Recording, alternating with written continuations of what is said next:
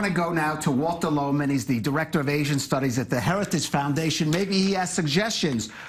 Walter, what strategy should the Trump administration take on North Korea now?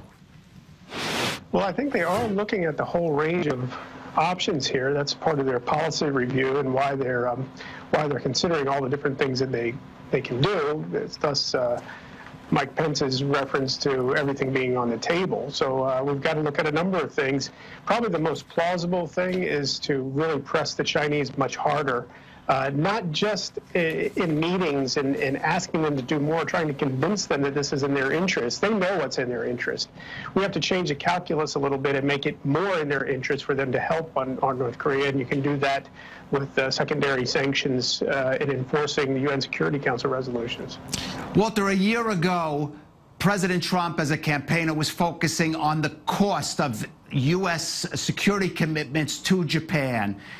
Is this a complete turnaround from the Trump administration as president? Well, on issues of U.S.-Japan relations, he does seem to have come to a different place on Japan since he took office. Japanese worked on this very strongly, trying to get President Trump to listen to them and to understand the broader context of the relationship, and I think they succeeded in that.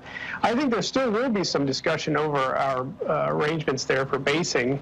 The Japanese, as you know, pay for the vast majority of it already, that is non-personnel costs, but we renegotiate with that. We renegotiate that every 5 years anyway, and so there'll be a regular process to talk about that and to see if there's some changes, some more things that they could do for us there.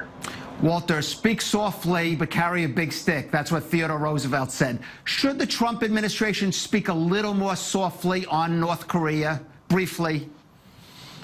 You know, I think most of this rhetoric is aimed at China anyway, because you're not going to really get the North Koreans to see the light and understand that suddenly they don't want a nuclear weapon. That's the basic problem here, is that we think maybe the North Koreans are trying to leverage a nuclear program into something else, trying to get some support from the U.S., et cetera. I think if you look at any statements or analysis of North Korea, what they're really looking for is a nuclear weapon. They want to be a nuclear weapon state. And so all the rhetoric is really not going to do much good for North Korea, but it may worry the Chinese enough that the Chinese will start to use their considerable leverage with North Korea to Walter Lohman, that's all the time we have. Thank you for joining us.